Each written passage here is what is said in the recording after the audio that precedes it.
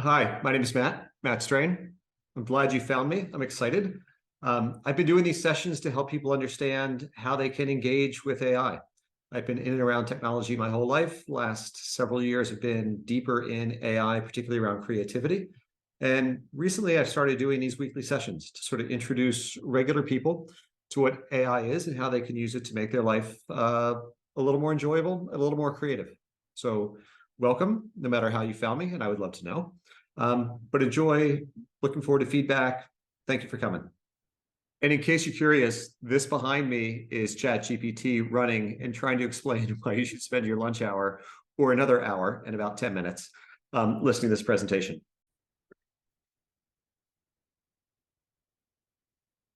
So for those of you who don't know me, and there's some people on here who I haven't seen for a while, I think it's helpful to give some context in terms of who you're talking to. So I recently left Adobe after about 17 years.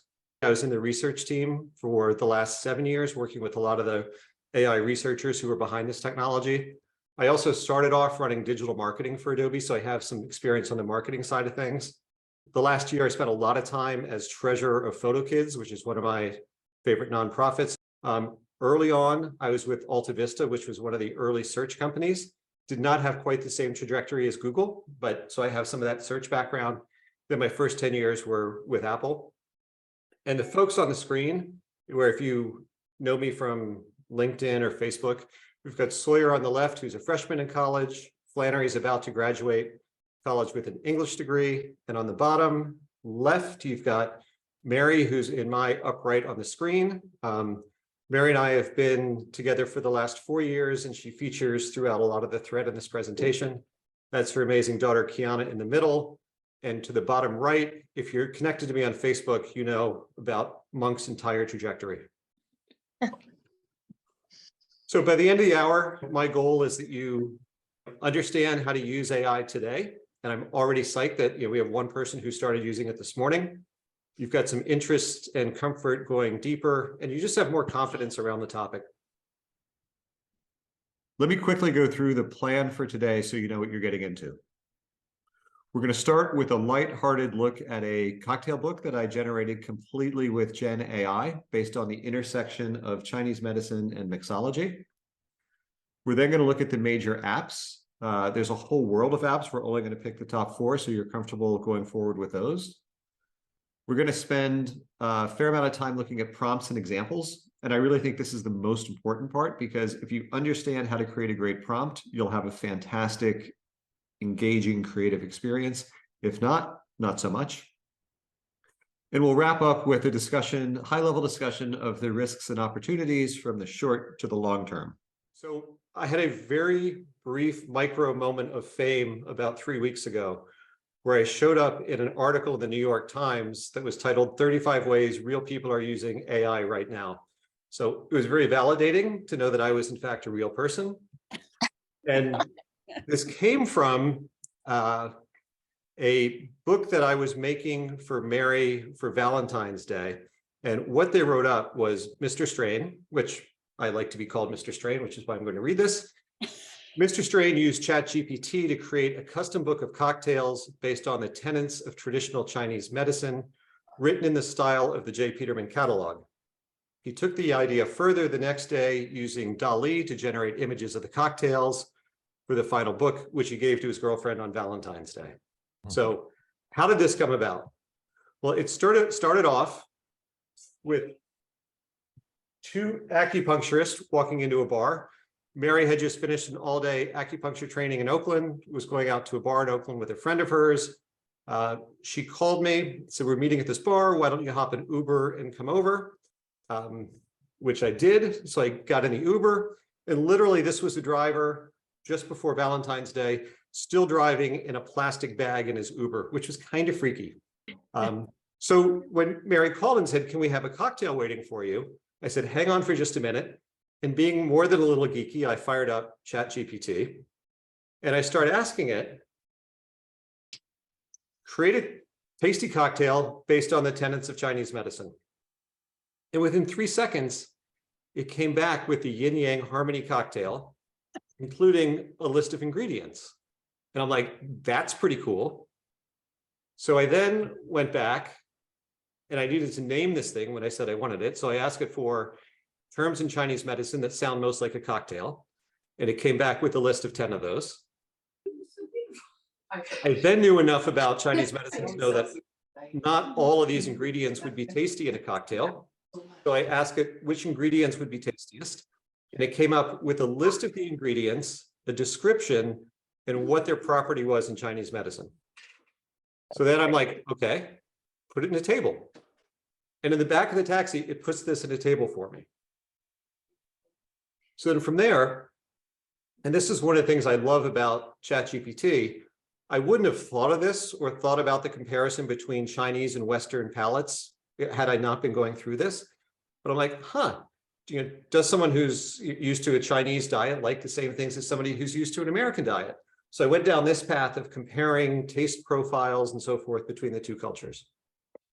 And in the end, I gave myself a bunch of time the next day, and I did create a book, which is actually, just for proof, which was about 50 pages of the background of Chinese medicine and cocktails, recipes for about 50 different cocktails. The hardest part of this was actually fine-tuning the book, but the other thing is, all of the images on here are created with either Dall-E or with Adobe's Firefly. So this is like a page from the book. So I have the description, the backstory, in the style and tone of the J. Peterman catalog, which is what got the reporter from the New York Times. He's like, this is the craziest idea. Everybody else has practical ideas for how real people use it, because this is the silliest thing that I've seen so far. So that's kind of that's the actual prompt that I put in to get it. And then what was interesting, because a lot of people are like, how did you go from sitting in the back of the taxi to getting this thing in the New York Times? So I don't know if you know the Hard Fork podcast. If you don't, it's one of the better tech podcasts out there. And that's where Kevin Roos, who is the guy that was working with Microsoft's Bing, where Bing told him that it was in love with him and that he should leave his wife. So that was a big news circuit like a month ago. So they were looking for stories from users. So I called up, left a voicemail, and never heard anything back from them, which I assumed. And then a couple of weeks later, I got a call from a reporter from the Upshot who called and basically said, I heard your submission, because they all share submissions across the different podcasts. So he included me in that article. So that was my very brief moment of fame. Matt, can I ask a question? Sure. Did you try the cocktails before you put them in? I've tried most of them. Okay. There's still a few ingredients that I'm missing. So, how are the ones with the Baijiu? Those are the ones that you're probably the only person on the call, Pam, who might appreciate that. But yeah, I did not have a lot of star anise or a number of the other herbs sitting around. I'll pick you up next time I see you. I am gonna work through it for my China friends on the call. We'll work through it together. Can I ask a question? Yeah. So on your initial prompt, you asked for a cocktail that combined Chinese medicine and whatever your prompt said. You had several factors. And then your next question, you asked for some ingredients that would be in such a cocktail. Did it know to relate your second question, your second prompt, to your first prompt? If you're in the same session, it retains that information. So, Okay. Mom, remember you were asking it a question, I think, about taking a toddler to San Juan. It saves that on the side, and I'm sure Matt will go through this later, but what's cool is that you can start a new conversation about, like, where do you buy a mock turtleneck that, whatever, and you have it search for you, but then and it will name that conversation mock turtleneck, but you can go back to things to do with a toddler in Puerto Rico. Got it. Okay, so I'm going to spend just a couple minutes giving you an overview of what AI is and how to think about it. Very, very simplistic. And this is where it scared me last week to have Glenn and the scientist on the call, because I'm like, but at the highest level, the first part is machine learning. And you can really think of this as the brains of AI. There are two main parts of that. One is supervised learning. The other is unsupervised learning. So the one is like, if you're trying to teach somebody what fruit is, and I hold it up and I say, this is an apple, this is an orange, this is something else. And then you come back and you remember what that is. The second one is unsupervised, where you give people a whole set of fruit or objects, and you ask them to organize it in some way. And then after they've organized it, you apply labels to those things. So there are reasons that you would use each one of those, but that's in a very high nutshell how a lot of the machine learning works. The other part is natural language processing, or NLP.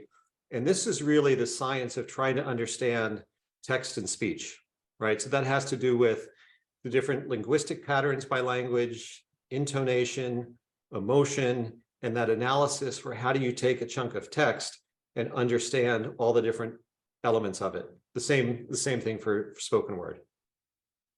Then computer vision is what's driving things like self-driving cars, object recognition. Google Photos has it. So that's really the science behind how do you identify something in a picture where it might be a complicated picture. Things might have multiple meanings. You might have a face of someone that could be identified by gender or emotion or hair type or direction they're looking or portrait. So there's a whole science behind that, which is enabling self-driving cars and other recognition systems. Then the last one is robotics. You have a lot of this that sits in a computer or an algorithm, but how do you have like an instantiation of a body or a presence? Because there's also a lot of data that you need to pick up by interacting physically with the world, right? So movement and steps and temperature and that type of thing is where the robotics would come in. A few minutes ago, we saw Steph's adorable child on screen. So in some ways, you can think about training an AI model or a data model like you would a very young child.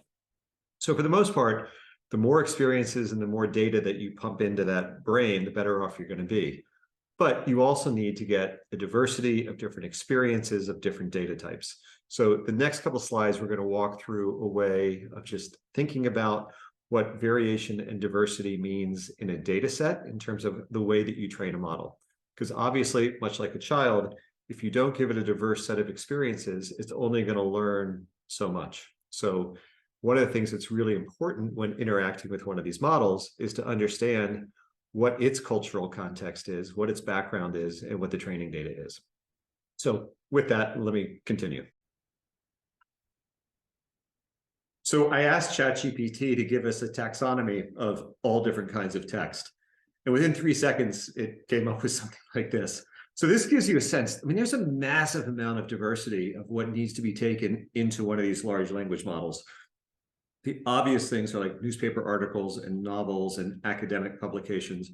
But when you start getting into it, you get this whole world of code. There are notes, there are journal writings, medical records in all kinds of different languages, from different religious traditions, from different age authors and doctors and lawyers and students. So you just have so many different dimensions this could possibly go in.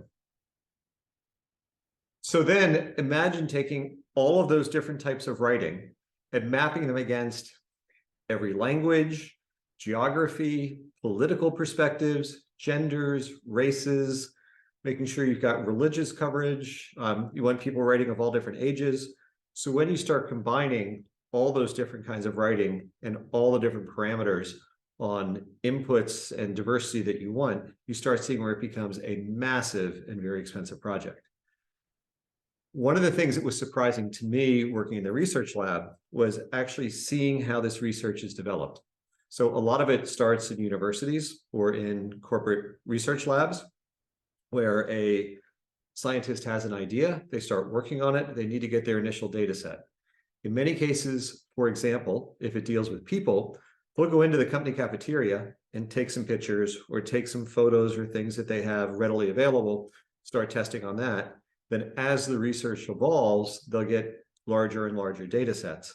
But what that means is if you're starting your research in a Silicon Valley tech company and you go into the cafe, it's predominantly white and Indian males. And if you're buying a data set from universities, that also reflects the data set that the university could collect, which again is mostly starting with students on that university. So you begin to understand that it's not a intentional bias, it's sort of driven by just the economics and the realities, where when you're starting a project, you have a small data set because it's very experimental. And then over time, as it evolves, you can go out and acquire data sets from companies that sell them, But in the cases where you need to go and create new data sets, that becomes very expensive. So imagine if you're trying to identify different emotional reactions, and you need to get someone from an island, a remote place of Indonesia, or an Eastern African country where they haven't done that yet. You've got to not only go out and get the images, but you've got to have somebody tag the emotions to those images. And in some cases, the way someone expresses surprise or delight or love might look different in different cultures. So that's a whole other nuance that I just wanted to share because it was interesting for me to kind of understand that this is not an intentional bias, I think, which is sort of the perspective sometimes in the press, but it's basically just a reality of the data that you're able to get your hands on at a budget that you have available. And now back to the regular session. Here are a few of the companies that are popping up in the AI space, which every morning I get these emails of a map of the companies that are in the AI space. And it is completely overwhelming with what's going on. I had one that I thought made sense because it had a small number of companies, and that was just the Israeli companies that were in the AI space. So at a high level, these are some of the different areas that these companies are in. So you can imagine there's a lot of infrastructure in the databases, there are analytics companies, there are data science companies, and there are also a number of application companies, like those companies that just focus on self-driving cars or pharmaceutical or real estate. So I mean, there are thousands of companies being funded in part because it doesn't take a lot to start a company now. So if you talk to some of the investors, they're saying the cost of starting a company has gone down from hundreds of thousands or millions of dollars to tens of thousands of dollars, because companies like OpenAI have made it easy to access a feed from what they're doing directly into your application. So it's sort of if you're feeling confused by everything which is going on out there with the companies, there's a good reason. I mean, even for people who are experts in the field, it's a mind-boggling time. So I'm going to simplify this for the sake of this discussion. Today, we're going to talk about two of the chat companies, which is ChatGPT and Bard, the one that was just updated. And then text to image is going to be Dall-E and Adobe's Firefly. So the other company that you'll hear about is OpenAI, which is the company which created ChatGPT and Dall-E. So of the companies that are on the forefront, it's really OpenAI, which is driving it. They're also very connected to Microsoft. So Microsoft's Bing search engine, which we'd heard next to nothing about for many, many, many years, because the investment they have in OpenAI, that is now feeding the Bing search engine. So there are some interesting things taking place with Microsoft, and Microsoft and Google are both racing to integrate all of this stuff into their apps. So Word and Excel and PowerPoint are all going to have the functionality we're going to walk through in a second embedded into their apps. So let me pause there for a second. I know that was a lot. Any questions? Yeah, just Matt, you're saying Bing now has in the background is using OpenAI, using ChatGPT to influence its responses. Yeah, I saw a presentation from them at a conference I was at MIT a couple of weeks ago, and they had one of the Microsoft VPs who was saying you can now take your Word document and with one button, it will make a PowerPoint presentation. And based on the content of the slide, it'll generate images and bring those in. And he was so happy about this. And I'm just like, oh my God, what the world doesn't need is more PowerPoint presentations. But it was like that was my soul sucking moment from the conference. Let's jump into ChatGPT. First thing I want to show you is there's a lot here. This is ChatGPT and how it performed on a set of recent exams. So ChatGPT, the recent version 3.5 are the blue lines. Then they did a bunch of work and introduced GPT 4 for the green lines. And 4 does now cost $20 a month. And I think it's like the best $20 I've ever spent. But the thing to pay attention to here is those green lines that are the highest, ChatGPT 4 now scores in the top 10% of the bar exam. Right? probably the top 15% of the law school entrance exam, up at a near 100% of the graduate, the GRE verbal exam. And this is the biology exam.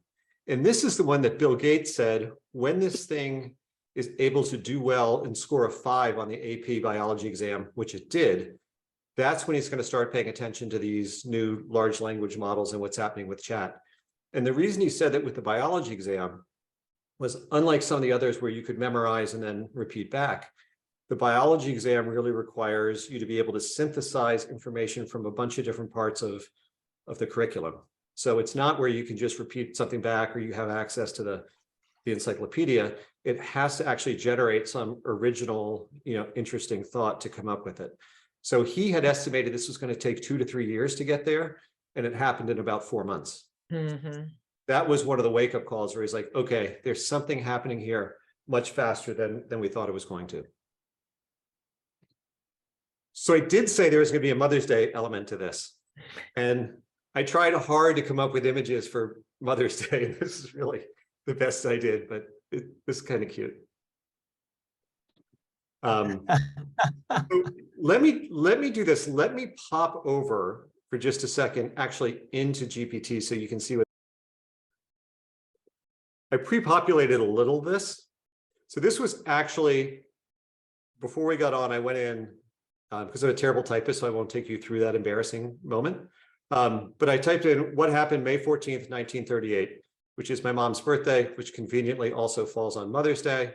And it basically came back and it said, we don't know enough about what happened that date. So it was kind of a lame response. Sometimes with ChatGPT, you need to be more specific with what you want. So in this case, I'm like, write a detailed description of my mom's childhood, who was born on this date. Then I'm like, what things would I want included in that? So if you can be specific and say, I want to know the events that took place the month of her birth, winner of the World Series and Kentucky Derby, presidents during the first 18 years, and so on.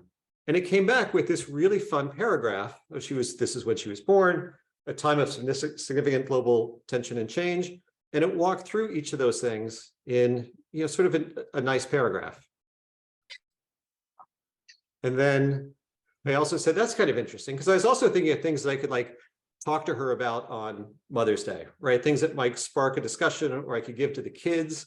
And they'd be like, oh, well, Mom, if you were 10 when this happened, let's talk about it. And then I went back in and I said, what are some of the popular songs from the time that she was 6 to 18, thinking that this might trigger some interesting ideas. And in 3 seconds, it comes back with what those songs are. This is for Mary's mom, who passed away probably plus or minus 20 years ago, but kind of a nice thing to send around to the family on Mother's Day. So the other thing you can do with these language models is say, write this in the style of someone. So she certainly doesn't want it written in the style of Matt, but if you put in the style of Elizabeth Gilbert, write an upbeat tribute of how many words, so you need to give it a target, 500 words as a tribute to Connie Culhane, and weave in the things that were happening in popular culture. And it comes back, and it creates a really lovely little story on who this woman was, and it knows where she lives. So there might be some reference to where she lived outside of Philadelphia. And, a lot of this was based on what I put in, but I never would have been able to write or craft a story like this. So I think 3 seconds. I'm sorry? In 3 seconds. Yeah, it might have taken me 7. But, and I think, Mary's plan is to possibly send this around to her brothers and sisters, and maybe you'll take credit for it, maybe you won't. But it's, I thought that was kind of a cute, interesting way to kind of show you can put a lot of very specific things in. I mean, obviously you could do the same thing, whether it was for a nonprofit or business or anything else that you were doing. So here's one that I actually really enjoyed. Many of us have complicated relationships with our mothers and our parents. The prompt I put in was, in a lighthearted tone, respond as a stereotypical, insert religious or ethnic tradition. This is being recorded. I want to make sure I don't overstep my bounds. Mother who is trained in using guilt, shame, ridicule, sarcasm as a parenting tool, and help me prepare for what might be coming on Mother's Day by creating 10 potential questions that my mom may ask.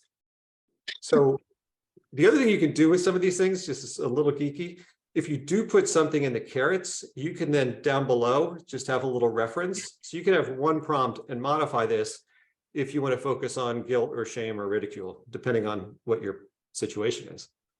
So, and it comes back and it, you know, and at first it gives you the disclaimer as it should, but with it picked the Jewish mother, which is probably because there are so many Jewish mother jokes.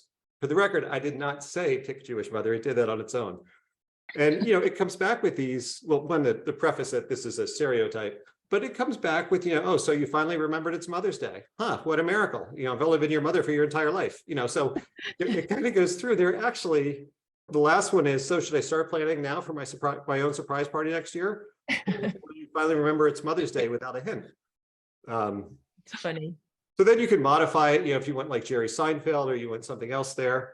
But I thought that was kind of fun. So I had these also just in slides, just in case ChatGPT didn't perform. This was another way that it came out. The other thing with these things is, because it's not a search engine and it's not pointing to an existing page, every time you recreate it, you get something slightly different. The thing I normally do is just to modify it. And you can say things like tone it down a little more, make it a little more funny, make it a little more sardonic. You can change the length and say, I want this as 750 words, not 500 words. And it's very flexible with that. Oh yeah, here's the other one that I thought was really interesting. Since a lot of us on the call are, plus or minus, the same generation. I was back with my mom recently who was having some health issues. So I took a break and actually went out to get her some things for happy hour, which made her very happy. But as I was having a hard time like figuring out how to talk to her and how to relate to her with some of the stuff she was going through.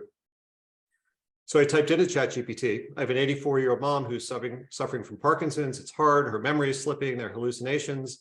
Please support me in a compassionate, loving way to talk to her. And it came back. And the other thing I did was respond as Atul Gawande, who's one of my favorite medical authors. He's got a great book called Being Mortal. So you can point it towards that, and it comes back, and there was some preface on it. But it gives you a list of things, right? Creative, comfortable environment, this and that. And there's nothing here that you couldn't find if you went out and you did the research or if you read his book. But the fact that I did this while I was standing in line to pick up, spring rolls was really, really grounding. Okay, that was generic. It didn't really pick up on the Parkinson's thing. And then I said, any advice specific, to a patient with Parkinson's? And, acknowledge their feelings, be patient. It gives some context on that.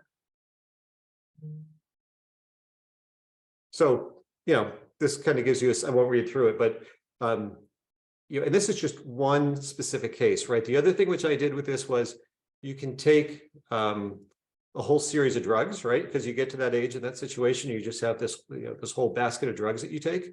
You can pump that in and ask it to find contraindications. It actually does a really good job with it. Obviously, you don't want to be taking medical advice from this, but it does allow you to have a more informed discussion with a doctor.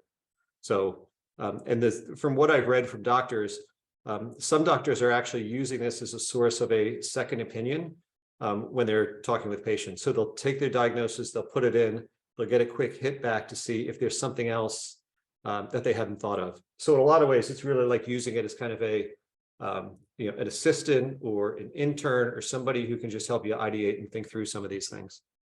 Here's another one that was kind of a different one, and I've used this in a few different contexts, is what do you suggest for last minute Mother's Day gifts, right? Seeing as it's now Friday afternoon.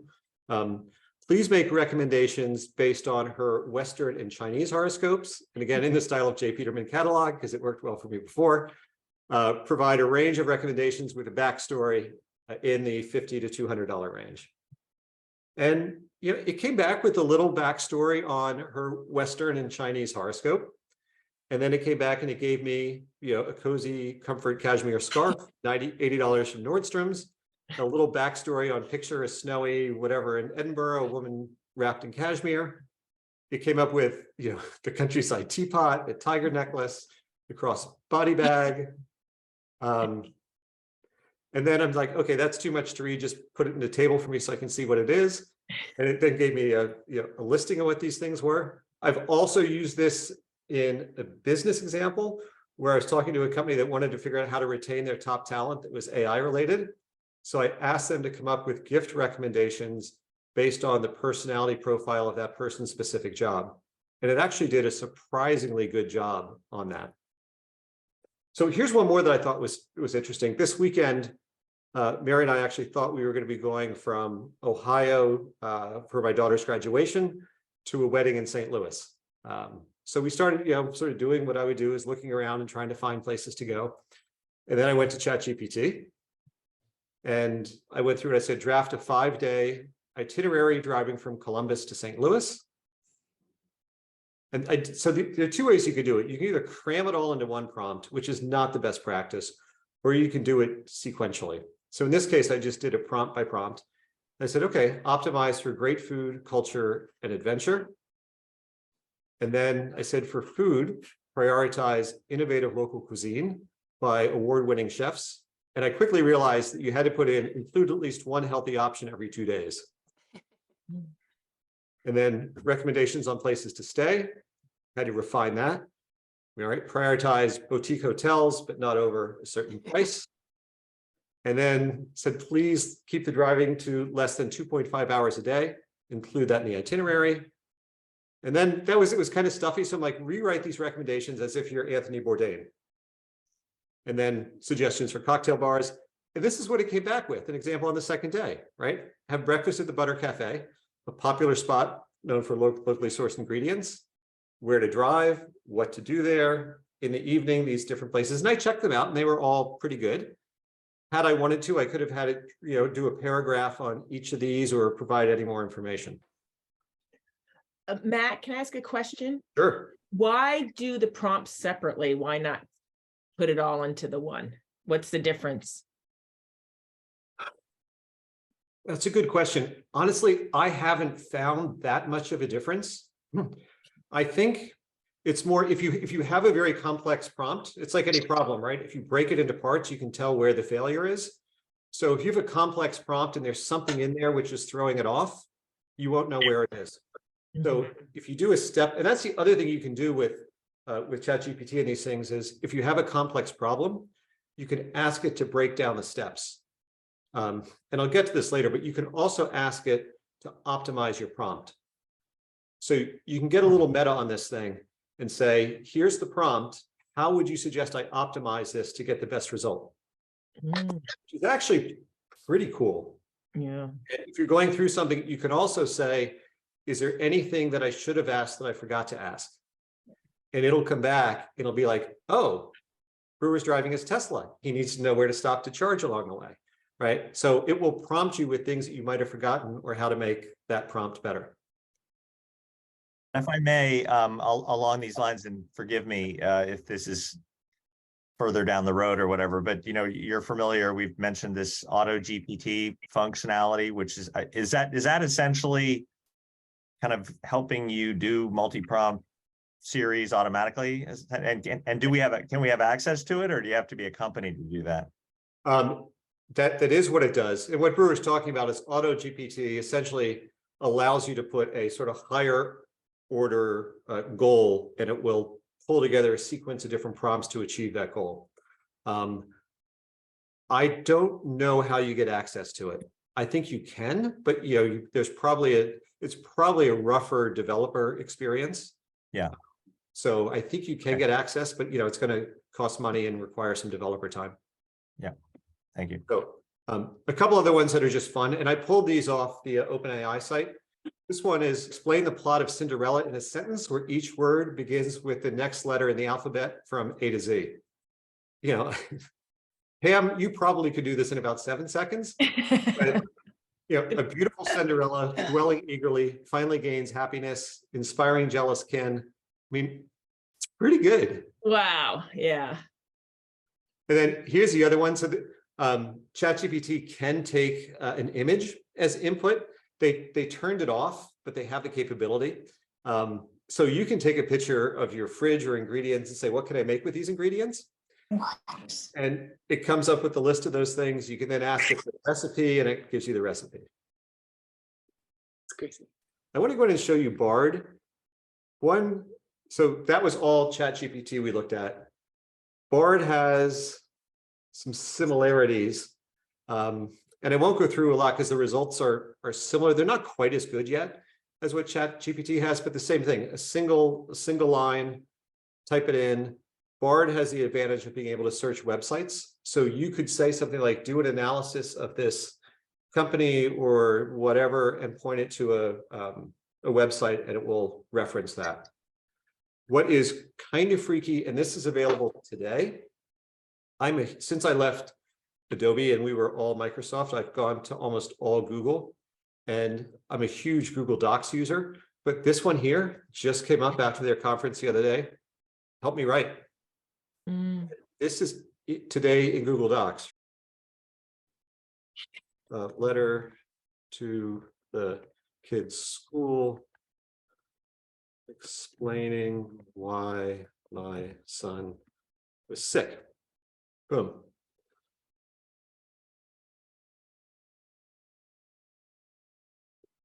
And there's a start. But it's interesting because you didn't tell it why it was sick. It just made it up. That's the beauty of AI. Yeah. So there is some of this, right, where the term is like it hallucinates on some things, right? So if it's not sure, it may fill in the gaps. And that's actually, I'm glad you mentioned that, Pam. That's one of the big issues with this stuff is it doesn't tell you the confidence in something that it's doing. So it'll give you a response that might be wrong based on what it's finding, but it doesn't tell you, I'm not sure about this. But yeah, this one here, it says, a fever, cough, and runny nose.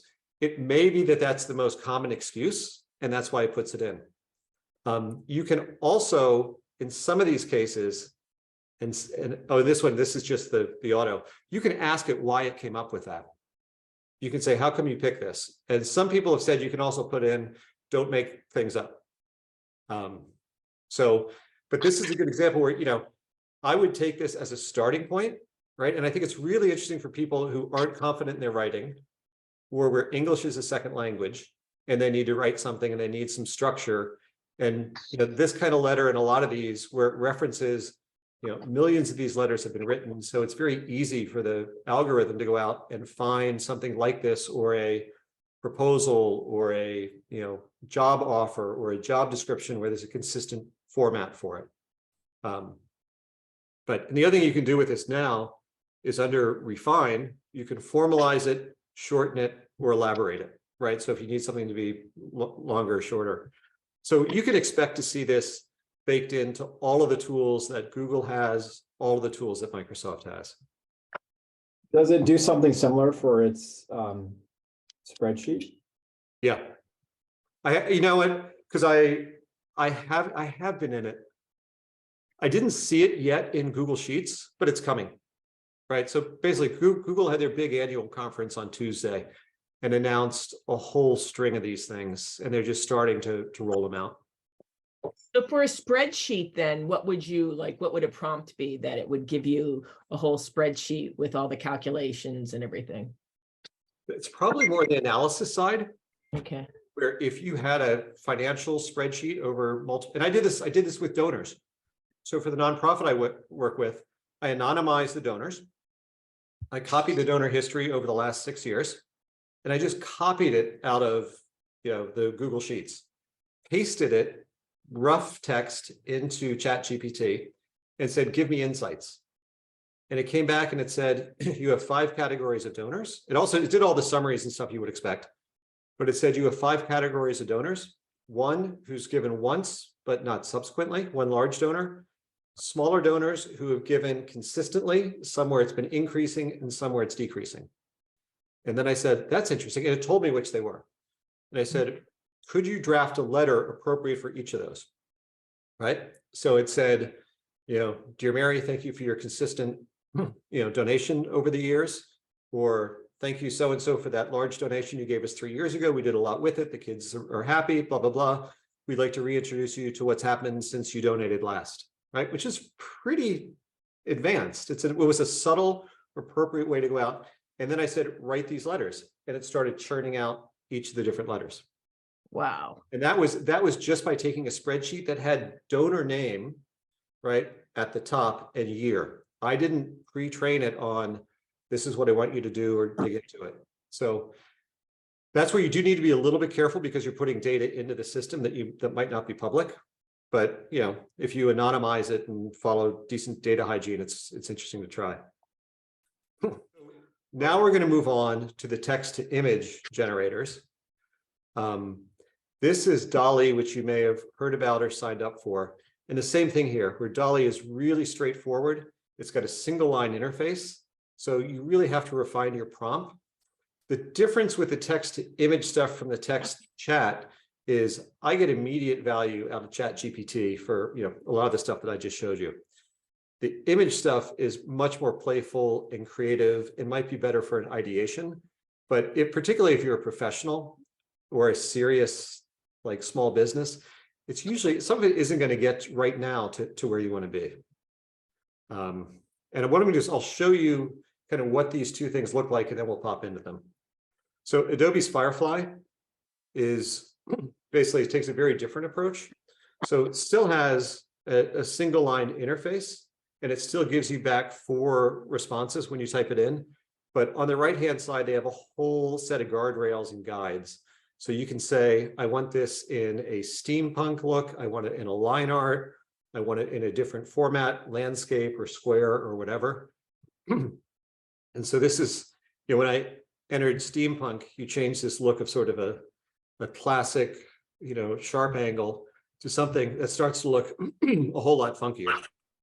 And I have met architects that are using some of these tools to do ideation on new types of buildings and new ways of bringing things together, right? They're not necessarily architecturally viable, but from an ideation standpoint, it's pretty interesting. So let me pop in. So this is Dall-E. Let me move my little. So. And Matt, is Dall-E a separate subscription or free, or how does that work? Yeah, Dall-E, you need to buy tokens. I don't know what the cost per running it is. It was like 120 for, I bought some credits, and it was like 120 credits for $15. I have no idea what 120 credits are going to get me, but. Yeah, I put 20 bucks in a couple months ago, and I run a lot of them. So it's not very expensive. That sipping. So I have no idea what this is going to come up with. So I typed in a fat cat sipping a coffee in the woods. I typed in wood, so we'll see what happens.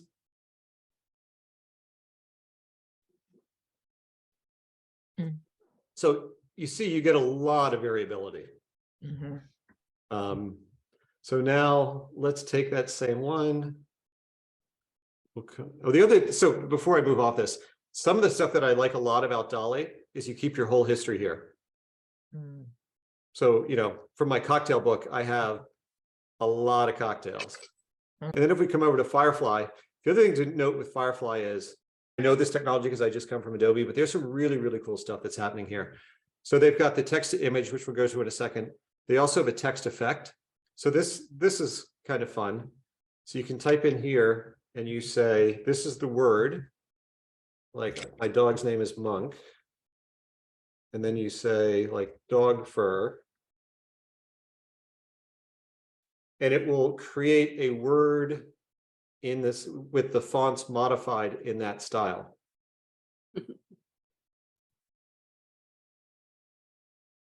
Right, which again, you can, and then they have some that are like a plastic balloon. So the thing I like about the Adobe side of things is they give you prompts, they give you suggestions, so it's really easy to work with it. And then if you want to make something with that, do you download it to your computer? Or is there like products, is there now a products thing? Make your mug. What happened to most of the tech companies is when OpenAI came out with this, they all scrambled so fast to respond to it. Google's just announcing its stuff. Adobe just released this. Adobe and Google introduced a partnership, which they had never done before, to kind of stave off what Microsoft is doing with OpenAI. So there's all this kind of frothiness in the industry. So a lot of folks put this out, and then they're going to roll it into products as soon as they can.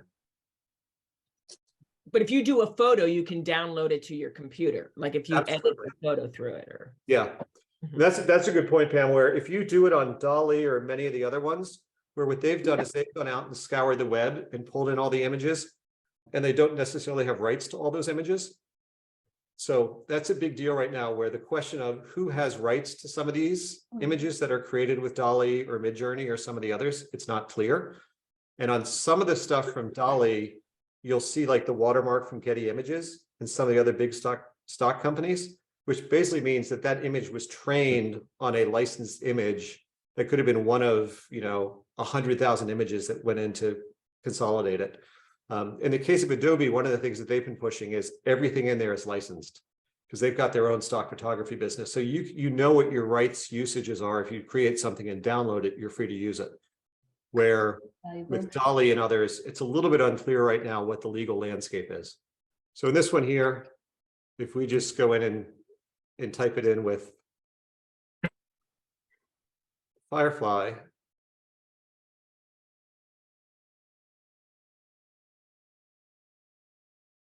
so this is what you get with the fat cat, sipping coffee in the woods. And then if you want, Pam, you just come here and you click download, and it downloads it. okay.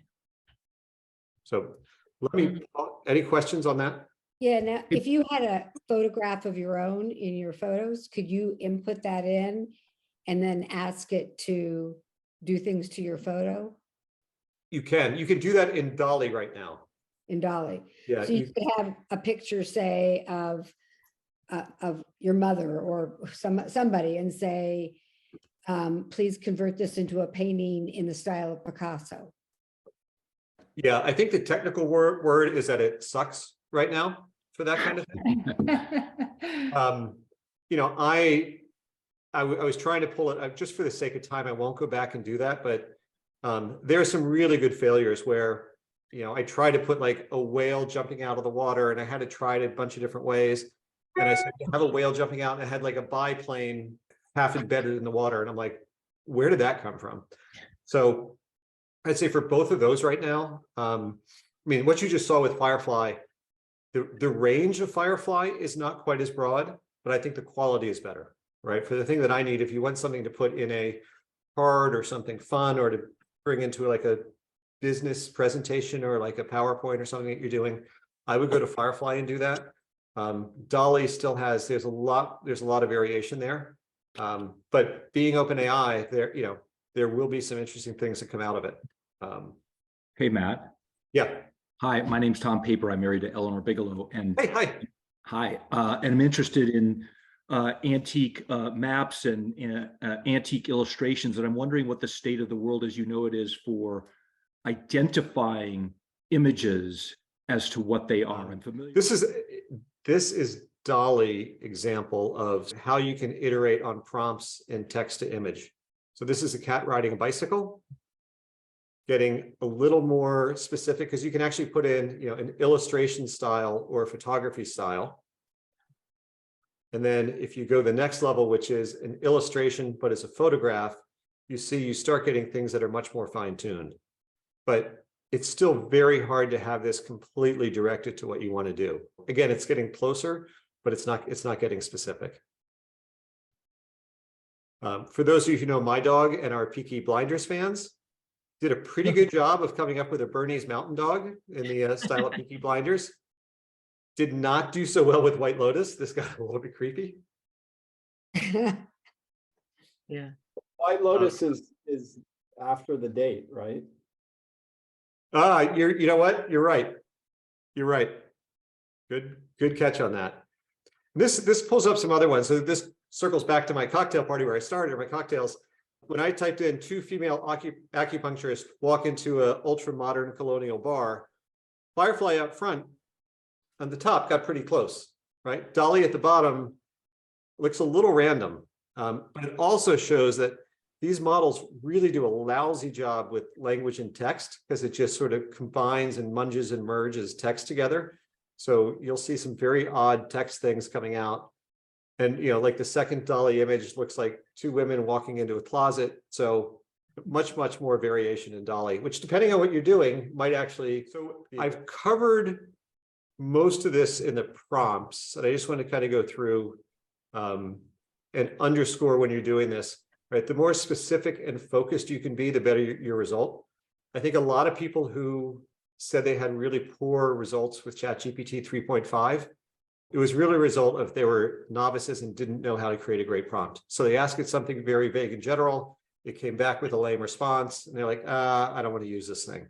But as you get more and more specific and you ask it for what you want, do you want a document? Do you want a list? Do you want a table? Who do you want it to act as? Do you want it to act as an expert in an area or a specific person? I've asked it to write an article in the style and tone of someone else. So like, I'm a big fan of Michael Lewis. So if I'm writing something, I'll say, write this as if in the style and tone of Michael Lewis, and it'll come back. And then I modify it, right? So what I tend to do is I don't take anything directly out, but I do find there's some interesting like turns of phrase and ways of thinking about things that pop out. The other one we talked about before is the context and keywords. And I have found that if I'm asking it to do something, and if I tell it who I am, I'm a however old father of two, I've done this, I've done the other thing, you can put a lot of context in there. You can take your LinkedIn profile and dump that whole thing in and say, create a bio for me, looking for a job in the pharmaceutical industry. And it does a really, really good job with that. Does it fill in the blanks like it did for the letter with the sick kid? Yeah, it makes up sometimes great stuff, but that's. Good, how are you? But it also will do that where, like the thing a lot of people do is they'll say, create a bio for me.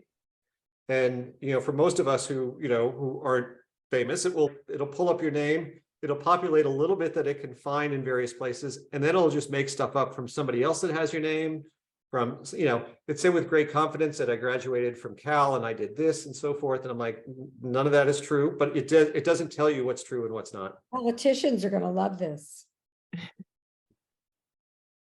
So the second one, we talked through some of these, but I do like things like, imagine the future, right? Or write a press release for such and such a company acquiring another company and explain why it's a good thing for customers, shareholders, and employees. And it will do that. So when you ask it to imagine a future or what's the potential risk or reward for some things in the future, it does a pretty good job. So which is where those things, like anybody who's at like a McKinsey or a Bain, I think this could be a real threat to a lot of what they're doing. Then the other sort of meta ones that I like are asking it why it made a recommendation. What else should I have thought of that I haven't asked? How would you improve this prompt? So those are some of the things we talked about, but those are the unexpected nuggets where I literally get goosebumps. I'm like, that is really cool. So just play with that. So I've decided to redo this last section because I think there's some things that are just too important to gloss over. And I actually spent a long time thinking about what photo should I put on for the section about opportunities and risks and what does the future look like. And I think it's an interesting question to kind of ask yourself, what do things look like 20 or 30 years from now with AI? So I picked this picture because hopefully we'll be moving into a place where we are able to use this technology to connect more with our friends, our family, and our creativity. There are risks. And they're significant, but there are also upsides that we've never thought of or seen before. So that's kind of the background for this. I'm going to go through a few slides and at a very high level, just sort of frame what I think some of the risks and opportunities may be. Okay, I apologize for this wonky display. I'm running Zoom with just one person. It wouldn't capture me and the rest of the slides. And after 3 years this morning, I tested positive for COVID. So I'm a little fuzzy-headed, so we're going with this. What I wanted to do is to talk about the upside and the risk of what's coming in general terms, right? Because it's all sort of directional. So I have short, medium, and long term. I've not put any timeframes on that. No one seems to agree what's coming and when. So generally, the left-hand side, the top is positive and the bottom is negative. So I think if we think about the short term, right, we have the positive side, which is going to be enhanced creativity, more productivity as we can use some of these tools and get things done faster, cost savings as companies and so forth are able to be more efficient. With that also comes anxiety. I'm sure a lot of us, for all kinds of different reasons, are starting to feel some level of anxiety around the pace of change, what's changing, what the impact is going to be. We are already seeing and will continue to see an influx of misinformation and deep fakes, particularly as we get closer to the election. We'll see some job transition. We've already seen some companies say they're going to stop hiring for roles that AI could do. I think more likely as people sort of phase out of those jobs, the question will be replacement. Are they going to be replaced by the same person or a different set of skills? And then if we move to the medium term, we start looking at things like more customization and more automation on the positive side. So I think education is one of those areas where, using the data and bringing that together is going to be tremendous. Same thing with the beginning on the medical side of things. A lot of discussion around advanced assistance. Brewer was talking about auto GPT. So we're going to see some things that can start doing complex tasks for you. So if we look at some of the negative things for the medium term, we're going to have a lot of issues around privacy and intellectual property. So questions around what can people do with your data? How do you remove yourself from a database? How do you protect the data? We will start seeing more job displacement. Right? At that point, it might start being more displacement than sort of changing roles. And I think an increase in ethical concerns around the types of things that this AI is doing. What decisions is it making? How confident do we feel about those decisions? So a lot of really interesting discussions coming out. It's maybe the time to pursue a philosophy degree, just saying. And as we look longer term, the right direction.